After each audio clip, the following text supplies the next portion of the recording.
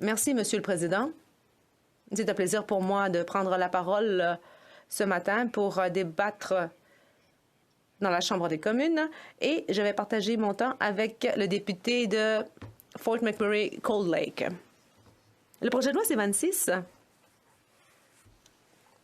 vise à s'attaquer à un problème important et croissant, c'est-à-dire la cybersécurité. Et donc, ça tombe à point nommé que l'on débatte de ce projet de loi aujourd'hui. Et je suis ravie de voir que le gouvernement estime qu'il s'agit d'une priorité parce que j'ai de la difficulté à comprendre quelles sont les priorités du gouvernement de temps à autre. Il se dépêche d'adopter certains projets de loi avant Noël et puis pourtant ils ne les inscrivent pas au feuilleton. Et il y a le projet de loi C11 aussi qui a posé problème au sein des banquettes libérales. Mais bon, la cybersécurité, c'est un enjeu qui touche tous les Canadiens. Il ne fait aucun doute que le gouvernement doit intervenir en la matière. Comme le député l'a dit précédemment, c'est une question de sécurité nationale. C'est essentiel pour la sécurité de toutes nos infrastructures et ça, c'est sous-jacent à tous les aspects de notre vie. Nous avons vu à quel point les infrastructures peuvent être vulnérables aux cyberattaques. On a eu des exemples ailleurs au monde aussi, des infrastructures énergétiques qui ont été victimes de cyberattaques, par exemple aussi en ce qui a trait aux pipelines.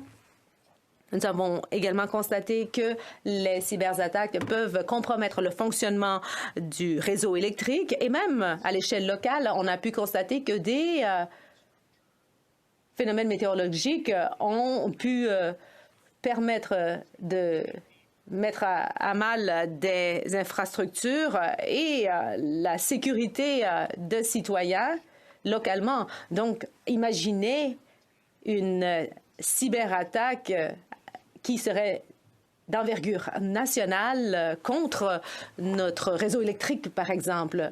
Ce serait donc difficile pour les citoyens de mener une vie en toute sécurité et dans le confort qu'on connaît. Il y a également les systèmes de défense militaire et même en zone de guerre, tout dépend des communications. Dans un contexte de guerre, l'armée dépend de la sécurité de ses communications. Prenons l'Ukraine. Ce pays a été envahi criminellement par Poutine et on peut voir à quel point la communication et la capacité de maintenir les communications est essentielle pour qu'un pays puisse se défendre. Donc, on peut voir l'importance de la cybersécurité.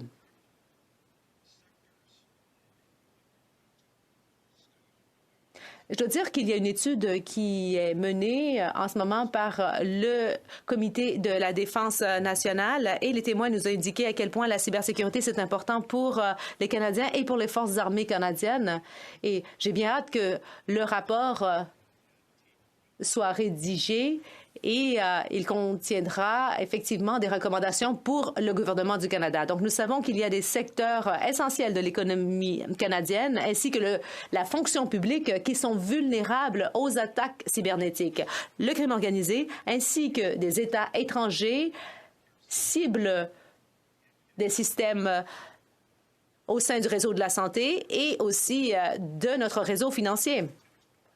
Il y a également les rançongiciels, qu'ils soient de petite ou de grande taille, qui menacent les Canadiens. Alors imaginez un régime hostile ou une société criminelle qui pirate notre réseau de santé. Alors il prendrait en otage ce réseau et voire le pays entier et il menacerait de faire des fuites ou de détruire les données en santé des citoyens. Et malheureusement, des organisations criminelles et des gouvernements hostiles cherchent à le faire. Ils sont à la manœuvre pour essayer de créer la technologie qui permettrait d'agir ainsi. Le comité sur l'éthique et l'accès le comité sur l'éthique a mené une étude là-dessus et je participais à ce comité à l'époque. Et nous avons vu que parfois il y a un conflit entre assurer la sécurité des données et protéger la vie privée. Il y a, par exemple, une entreprise, Clearview AI, qui est allée chercher des milliards d'images sur l'Internet. Elle a identifié ces images et a vendu ces données au gouvernement, à différents gouvernements et au Canada. Elle l'a vendu à la GRC. Nous avons entendu en témoignage, en comité, des exemples d'outils d'enquête bien avancés, c'est-à-dire des outils technologiques d'espionnage, des logiciels d'espionnage qui sont utilisés par le crime organisé, mais qui sont aussi employés par notre propre gouvernement. Il s'agit donc d'outils de pointe qui permettent d'avoir accès aux cellulaires des Canadiens sans leur connaissance, voire sans qu'ils n'en aient connaissance et donc sans qu'ils n'accordent leur consentement. Ces technologies sont employées sans qu'il n'y ait de mandat de perquisition qui ne soit émis et la GRC n'a pas avisé le commissaire à la vie privée de ces agissements alors que c'est prévu par le règlement. Il y a donc un conflit entre la protection des Canadiens et l'application de la loi et la protection de la vie privée des Canadiens. C'est donc difficile de concilier ces deux objectifs pour les gouvernements. Lorsque des institutions gouvernementales comme la GRC font fi des édits ou des règlements et de la loi sur la protection de la vie privée, et la GRC avait même fait fi d'une décision rendue par le commissaire à la vie privée. C'est assez troublant. Bon, ce projet de loi nous rappelle le projet de loi C-27, par exemple, sur la charte numérique, mais en fait, ce projet de loi donne de nouveaux pouvoirs. Il modifie la loi sur les télécommunications pour donner des pouvoirs extraordinaires au ministre de l'Industrie. Et cela s'inscrit dans un schéma que l'on constate chez ce gouvernement, c'est-à-dire qu'on accorde davantage de pouvoir à un ministre et davantage de pouvoir, en fait, aux fonctionnaires qui vont s'occuper de rédiger le règlement.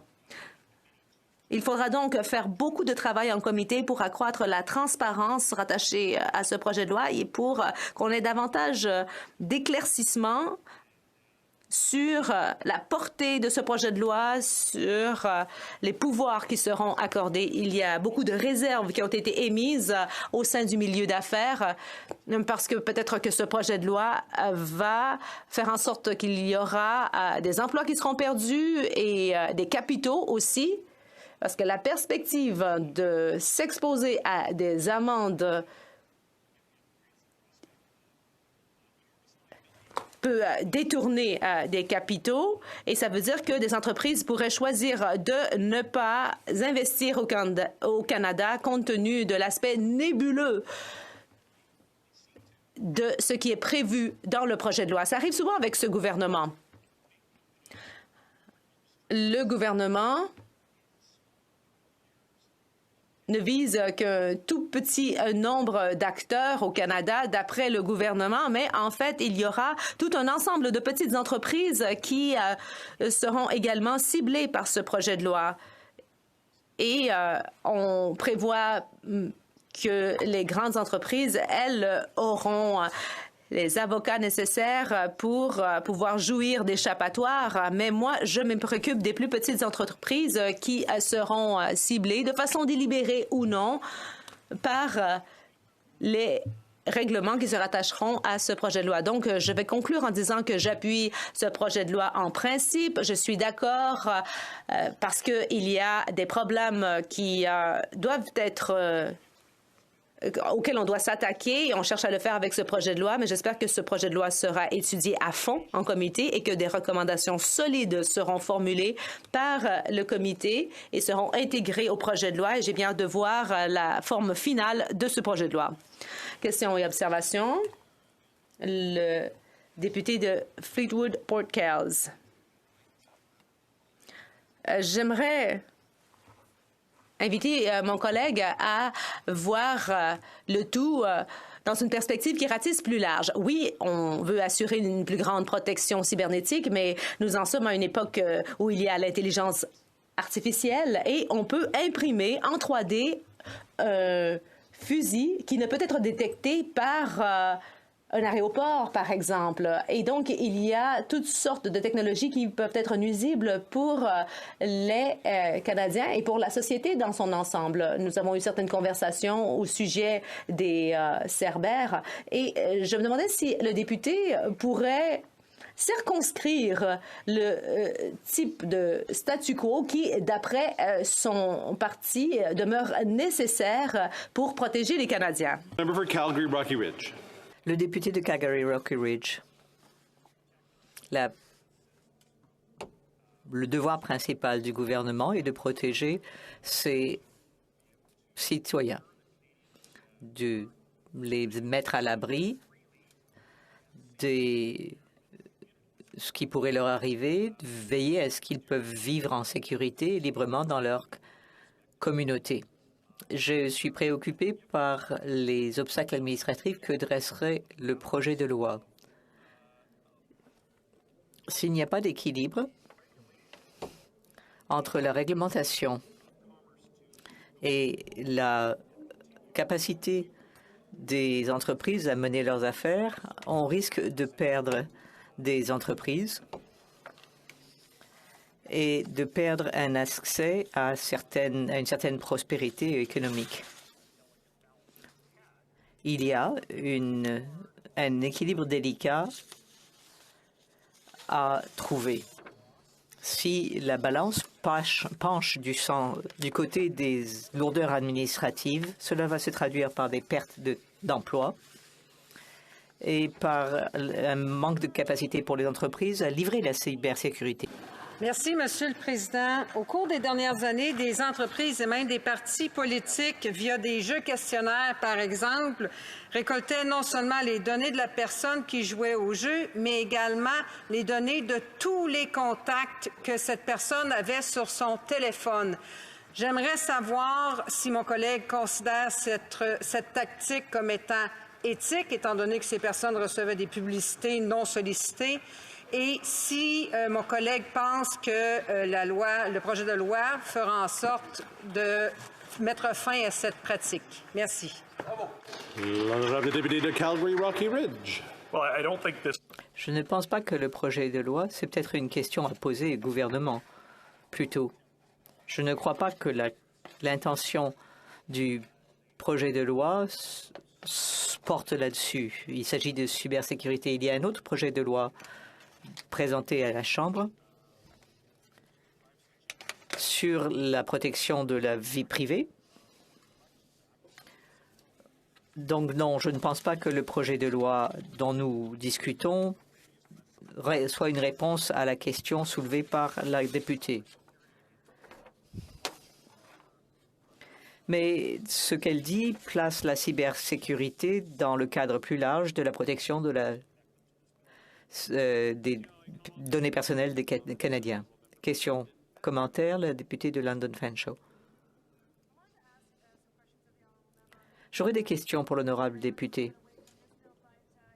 Je m'éloigne un peu du projet de loi, mais dans son discours, il a mentionné de la cyberdéfense et de la cybersécurité. J'ai en fait deux questions. On envisageait de faire de cyberattaque un crime de guerre dans la Cour internationale de justice. Et on a consisté aussi que des renseignements étaient classés comme très secrets trop souvent. Comment pouvons-nous aider les organismes de sécurité à traiter les menaces précises? Le député de Calgary-Rocky Ridge, je remercie ma collègue du comité de la défense. En réponse à la première, je vais attendre pour répondre à la première question. J'attendrai d'avoir plus de témoignages et de questions sur la question. Pour l'autre élément, je remercie ma collègue d'avoir soulevé la question. Il y a une culture du secret au sein du gouvernement du Canada. C'est un véritable problème et il ne date pas d'aujourd'hui. Le gouvernement, dans son programme électoral de 2015, disait que le meilleur des désinfectants était le soleil. Or, les tentations du secret est plus